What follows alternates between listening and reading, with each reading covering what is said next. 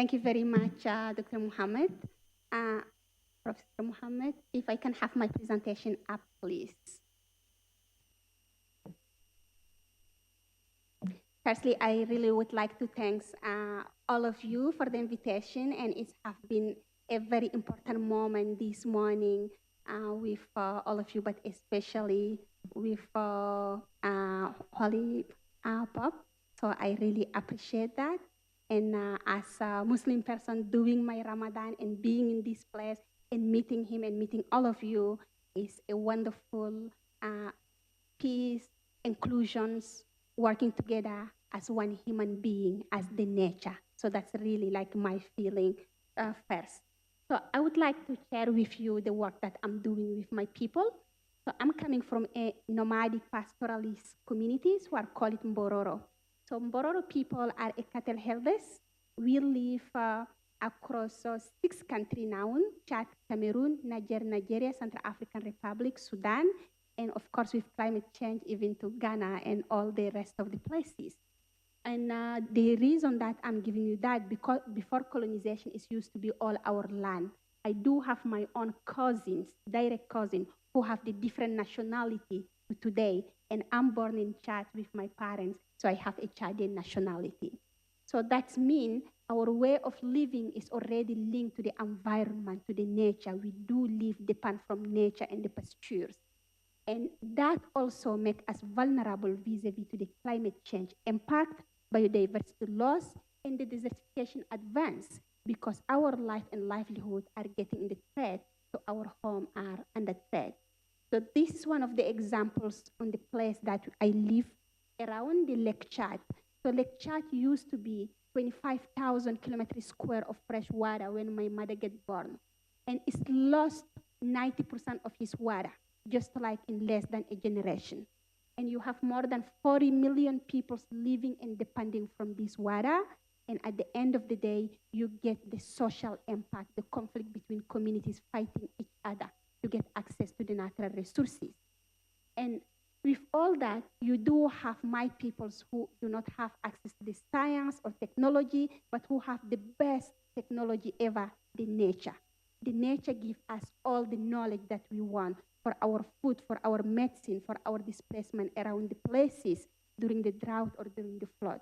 So for me, as we are oral peoples, how we can tune our oral knowledge with the science and technology to make them a better knowledge that can serve us for long, and how we can transfer it to the next generations, because it is not for us, it is also for the next generation who are the young people.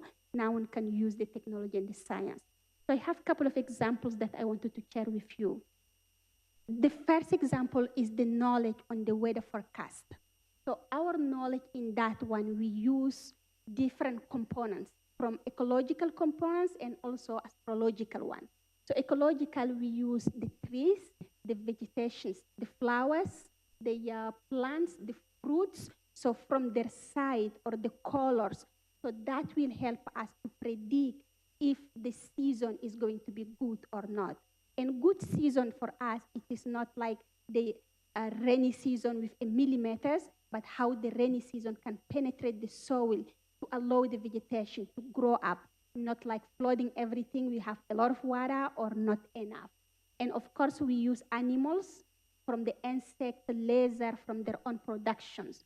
We observe also the different wind direction. There are many winds, but we observe the difference of the wind, if they are heavy, if they are dry, etc. And we also observe the sky.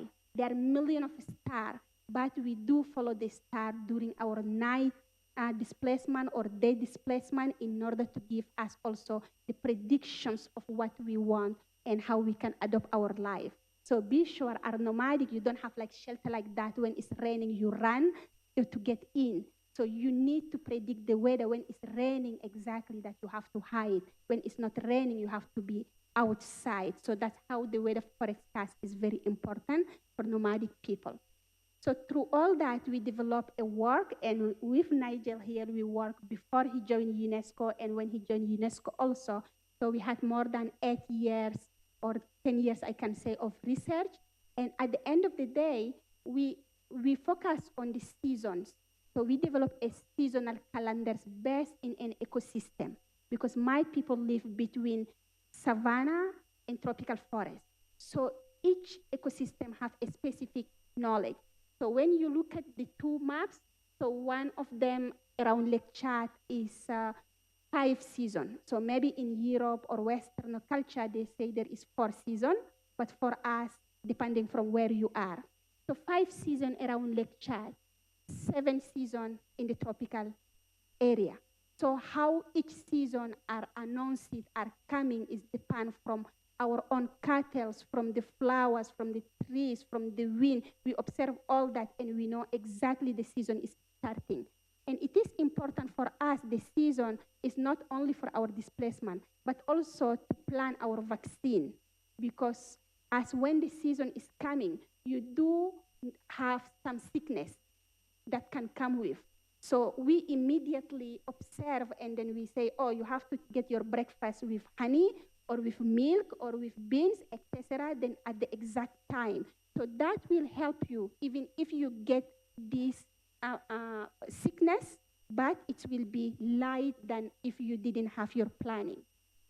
So the constellation who are important for us, but I give you one example.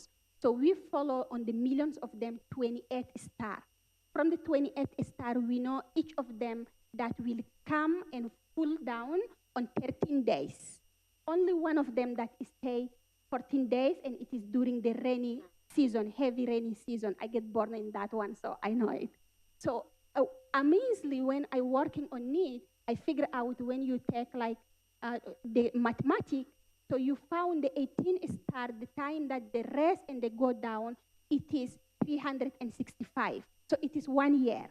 So we do calculate our years based on the star, even if there is no calendar, because we know exactly how we use and how we can displace.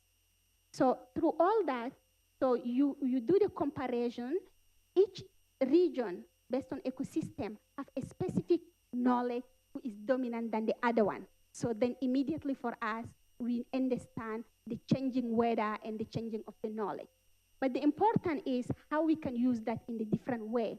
So this is the last example that I really love. It's 2D or 3D participatory mapping. So the 3D participatory mapping, you use that with a geographical information. So you need the baseline in order to build the map with the community. But the 2D participatory mapping, that I will give you the examples, I did that last year, the year before, and I'm going to do probably this year also. So you need a satellite image. So I work with the database organization that give me the last satellite image. So I did in one map 2,500 kilometers square. And in one around Lake Chad, I did 3,500 kilometers square. I work with more than 556 community village, nomadic stop, and islands because it is around Lake Chad. And imagine each community chiefs that are coming around the place. So it's like thousands of people. So the process is you have the image from the satellite. I print the image on the exact scale. I go to the community. We work in a legend that agreed by the community. If they say water is green, we accept it is green. If they say mountain is blue, we accept it is blue because it is the legend of the community who didn't went to school, but who know better their environment. At the end of the legend work, so we open the map and we start putting the knowledge there. And you figure out that the best satellite image is nothing as data in front of the community because they have millions of data that they put in the top of this map. So at the end, I take the photo of the map and I digitalize it and it's end up with the map in the left side who have all the knowledges. And then the next process is I go back with the printed map to the community and we work into a charter. So the charter, the last one we did is based on the 20 article, 3 chapters. So like chapter 1, how they can better manage the natural resources and share it. Chapter 2, how they can mitigate the conflict over the resources.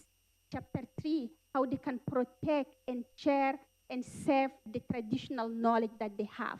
And at the end, each community chief agree and build their charter, and they sign onto the charter.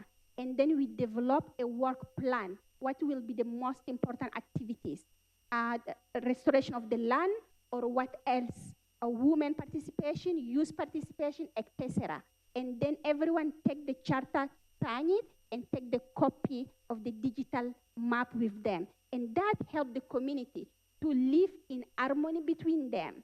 And one of the outcome of it, just like 2 months ago, community chiefs stand up and say they give a land right for the women. So for the first time, women get a land right, and it is in the different communities. And now we are working to get them an official paper for their land.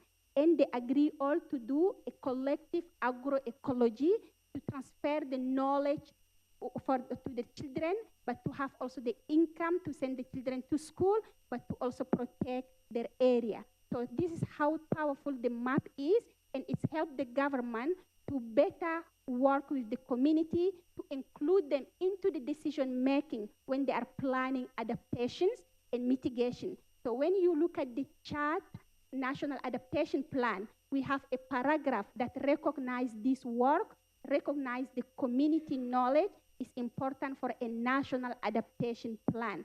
So that's how also when we put like the science knowledge, traditional knowledge together and technology, we can really build a better place for the communities and include the communities who actually didn't went to school to get the chance to contribute and also to have the safeguard of their knowledges. And thank you so much for your attention.